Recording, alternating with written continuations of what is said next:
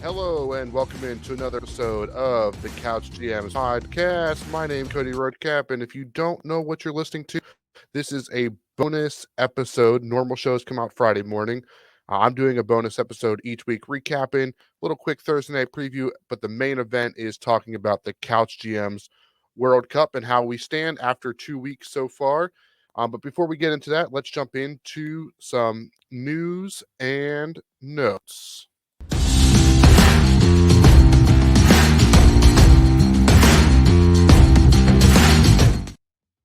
A lot of things to kick off here in week two. The big news has a lot to do with running back. So we'll start with what happened before even week two started out, as Cam Akers was surprisingly put back on the bench, and trade rumors were whirling, very similar to what happened last year.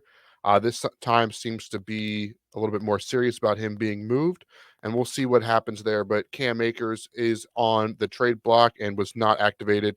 Make sure you check out George's great TikTok on some wire ads and mentioning Kyron Williams, who looked good again this week and could be a fantasy winner if that production continues.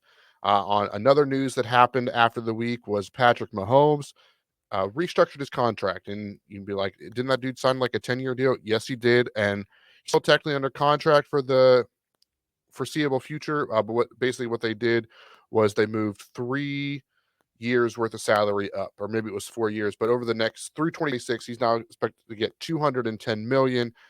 Puts him back at the average per year after the big contracts of Lamar Jackson, Joe Burrow, Jalen Hurts. Big offseason. Justin Herbert was another guy that got paid this offseason. Patrick Mahomes fell down. The Chiefs were like, hey, you're the best player on the planet. Move some money up. We'll agree to come to the table in a couple years. And I think you'll see this a lot. They'll use that baseline to keep him under contract, but they'll add more money to it as we progress. But speaking of big money quarterback, Joe Burrow tweaked his calf injury this last week against the Raven as the Bengals fell to 0-2 for the second consecutive year. Last year, they were able to overcome the 0-2 start and still make the playoffs. This year is definitely more daunting, especially if that calf is not going to hold up for Joe. We'll see. They said it's up in the air for his status for this week. We'll talk about more of that later this week. But before we get into the World Cup recap, we do have to talk about running back injuries. It was not a great week for fantasy football, not a great week for the NFL when we're talking about running back injuries, and most importantly, not a great week these players. We'll start at the least severe injury, I guess would be the best way to put it. And talking about injuries is never great, and we're hope for this to happen for any of these guys. But let's start with the Detroit Lions and David Montgomery. He was carted off. He was later diagnosed with a thigh bruise. I believe Dan Campbell calls it day to day. He thinks that there's been other reports that he might miss a few weeks. So the time is still TBT, but they did draft rookie running back out of Alabama, Jamar Gibbs, with the 12th pick. So getting to see him on the field, he looked good once Montgomery went down, getting more and more snaps. I think, you hate to see injuries across the board, but Jamar Gibbs looks to be the guy to lead that backfield for the foreseeable future. And we'll see once Montgomery gets back how many touches he get, or does Gibbs get the full workload. That is TBD. The next running back is Saquon Barkley of the New York Giants. He was diagnosed with an ankle sprain. Now, when he got hurt, it did not look good. I know he needed help off the field, and they kind of caught a break with it just being an ankle sprain. Now he's expected to miss about 3 weeks. So the good news is Saquon will be back. The bad news is they have a quick turnaround this week, and we'll talk about that at the end of this show, which will most likely be out for, and then some other matchups down the line. So we're looking at about a 3-week timeline for Saquon Barkley. And in terms of fantasy, because they're looking about 3 weeks, and we've seen him come back from high ankle sprains quick before in his past, they probably will not put him on the IR. So he will be taking up a bench spot on your fantasy leagues unless something drastic changes. And he will definitely be in the bench spot. Don't go out there and cut Saquon Barkley because he might miss a few weeks. Hold on to him, even if you can't go on IR. He's definitely worth saving for later in the season. And then, of course, the big injury happened on Monday night, consecutive weeks with big injuries on Monday night. Nick Chubb was injured, and whenever the announcer goes, "Yeah, we're not going to show that. That's too brutal, or that's too gross, or brutal," or I can't remember the exact words, but Troy Buck and Joe Aikman were like, "Nope, we're not showing that one." It's not good. Now it's been reported, or some things have trickled out. They have not been able to do tests because I'm recording this on Monday night after the games. But they expect a dislocated knee, multiple ligament damages, and Nick Chubb's season, unfortunately, to be over. So that is another top guy. Now we have Nick Chubb, Saquon Barkley, Austin Eckler, all first round or borderline first round fantasy running backs out with injuries. They will come back. As far as Nick Chubb goes, and with his season most likely over. I will say Jerome Ford did look pretty good in relief. If you're looking for a fantasy guy, I'd go out there and add him on waivers. But waivers are second. First and foremost, we want to wish Chubb a quick and speedy recovery. I saw Adam Schefter put out a tweet that I don't remember the exact years gap in between, but on October 10th, he had a very similar injury. So definitely not the best news for Nick Chubb. And the Browns, they fell to the Pittsburgh Steelers, falling to 1-1, continuing their longest drought in the NFL of a team not being able to start 2-0, which I think is one of those odd stats that they're just like throwing out stuff out there. But the Cleveland Browns will look to see what they do. It is worth noting Kareem Hunt is still technically a free agent. I know there's been some rumors that he's turned down some offers. He's waiting for the right moment. Maybe coming back to Cleveland, a place that he knows is the opportunity he was in for. So would not be surprised if Kareem Hunt goes out there too. So you're in a deeper league or something like that, or you have a couple extra bench spots for some reason. You had multiple guys, Deontay Johnson hit the IR right before the game started too. So if you have a couple spots to pick up, maybe Kareem Hunt is a super sneaky ad or a guy to get ahead of with Fab, just in case he does come back sooner rather than later. That's pretty much the injury roundup. As always, the guys and I will be back on Friday and we'll do a deeper dive. I just want to get you some quick news and notes from around the league. So let's jump in to the main event.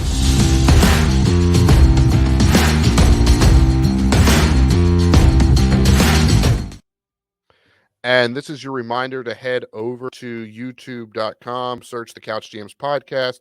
If you're listening, these are always a little bit easier to follow along with if you're looking over on the internet, as I have it pulled up for what I'm going to be talking about. So again, if you're new here and you don't know what the Couch GMs World Cup is, it is a 30-person 4-year fantasy competition. And what that means is we're going to spend the next 4 years trying to determine who is the top fantasy champ out of a hand-selected 30 people, friends, and family of Tyler, George, and myself. I went through all the matchups last week, the results. I'm going to do it again this week. This week will be a little bit quicker. I won't do as much of a deep dive now that we're getting more familiar with the teams, but do want to get you guys through each matchup and see how we're doing. So we're going to start in Group A. So there is three.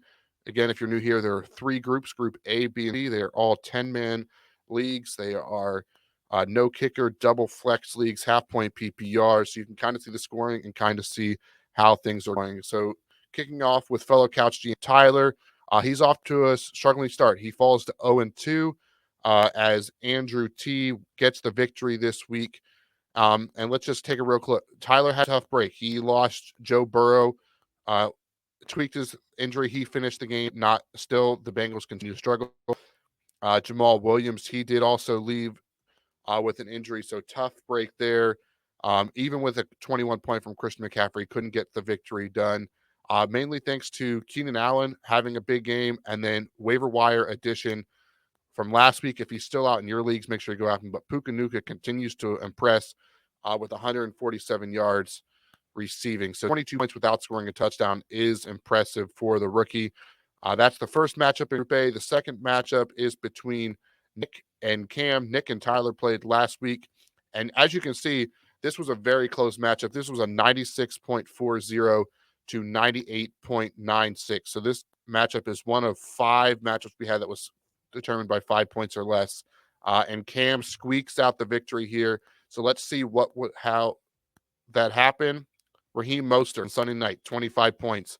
Pretty much put the edge over for Cam there. He did have, he had DJ Chark get, actually, you could argue DJ Chark, he got 2 points tonight.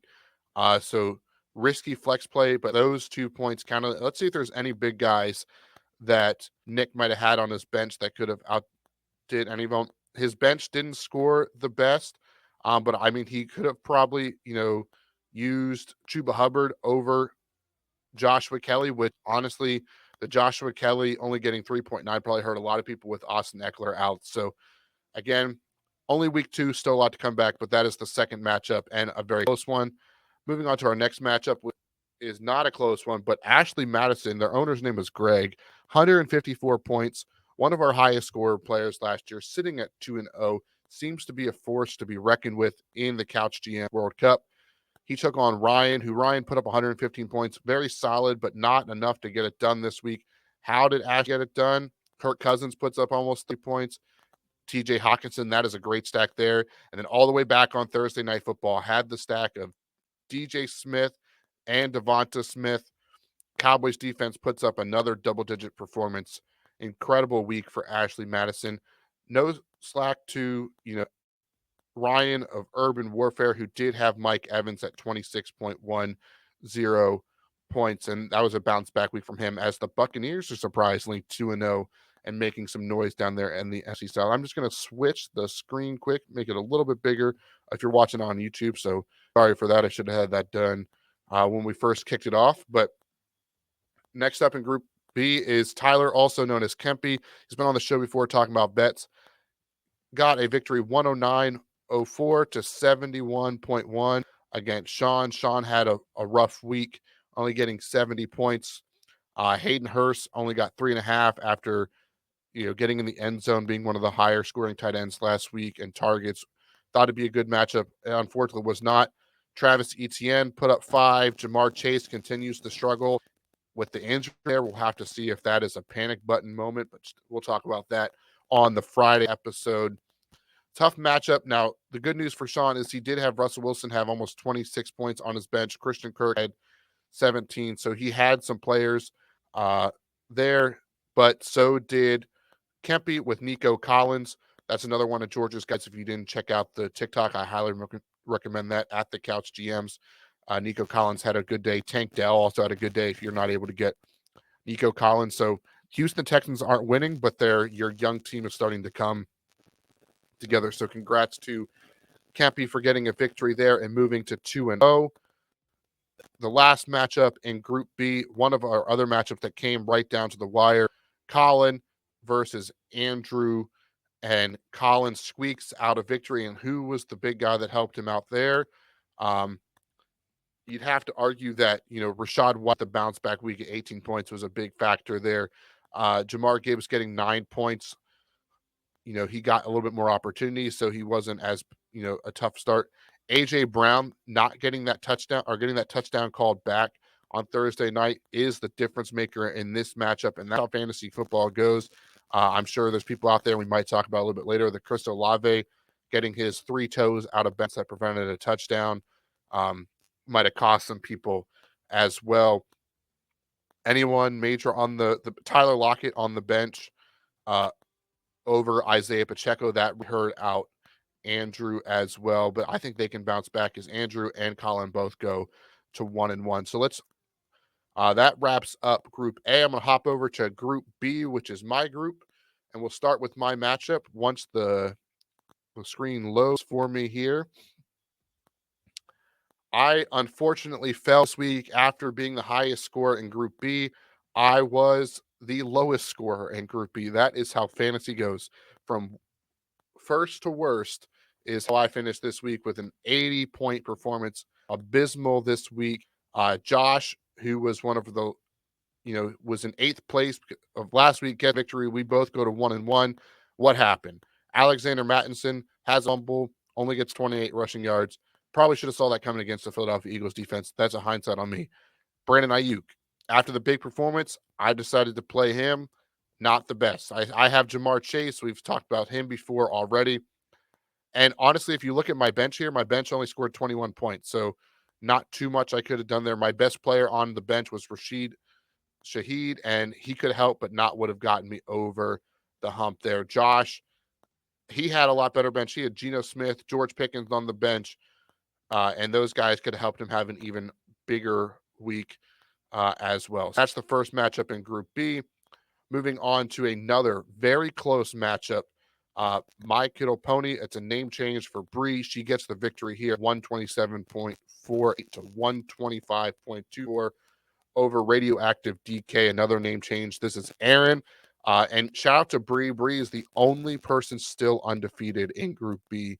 We'll talk about the other guys and gals in this group coming up in just a second. But very close victory, came down to the wire as Aaron did have Miles Sanders going. He got 6 points. Needed a few more points from them to get the victory. Was not able to do it. So Bree, again, congrats for being the only person left undefeated in Group B of the Couch GMs World Cup. The next matchup, probably our biggest differential between all, what is that? 15 matchups. Rough maths. It is after midnight here on the East Coast as I record this. Cut me a little bit slack, but Marcus puts up 151.72 to Jeff, also known as Sheeler, 97.24. These guys are playing in our league of record before. They have a history together. Sheeler was one of those guys that was all hope was lost when Nick Chubb went out with that gruesome injury early in the game against the Pittsburgh Steelers, if they for any hope of a comeback. And no major guys. It just Marcus's team went off, and he still had 70 points on the bench. He had Brian Robinson, 17 points, Puka Nuka on the bench, Anthony Richardson. And just so you guys know, so this is a fab league or free agency acquisition. So everybody can have access to anybody in the waivers. So Marcus paid the most last week for Puka Nuka in Group B. So that is something that is unique about this league too. Not every league has done it, but it definitely makes it more competitive and more fun if you can control who you get by how much money you're willing to spend. Kyron Williams, who is playing for Cam Akers, had 25 points this week, was all over the field. The Rams, they definitely got their players involved, and they have some guys. I was not very high on this season, but even though they got lost, maybe I shouldn't have discounted Sean McVay. So some players great there. Great to see Travis Kelce back as well. And he found his way into the end zone. After this big margin of victory, let's move to another one. Just over a point, so 1.06 point differential between Reed and Hayden. What could they have done differently? Let's see if there's anybody big on their bench. So DeAndre Swift is on Hayden's bench, and they started Jamal Williams. That is almost a 22 point swing right there. So I'm sure Hayden will be, regretting that decision as he moves forward and how he sets his lineup. This Jamal Williams potentially missing next week could make that decision even more or make it definitely easier. But that's something he'll be beating himself out about as well. And we also see that Nico Collins is on the bench. Can't really fault to Infinity and Bijan, which is Reed's name. Great name, by the way. Can't really fault him for not playing him. He has Michael Thomas. He has Deebo Samuel. DeAndre Hopkins, with the ankle injury, I could understand maybe wanting to throw him in there, but name value alone. So don't fault him for not playing Nico, especially after the week one Texas performance wasn't great. And congrats to Reed for squeaking out a victory and getting yourself back 500. And then Shelby, Tyler's wife, and former college professor Cliff Neal. That's with 2 L's. I apologize for the graphic I put out last week for spelling that wrong. Neal, I won't make that mistake again. But Neal falls to 1-1. Shelby picks up a victory, goes to 1-1. So a lot of 500 in Group B, with Shelby winning 120.92 to 110.10. Josh Allen with the bounce back week helps prevail Shelby this week. So we move on to our final group. That is Georgia's Group C.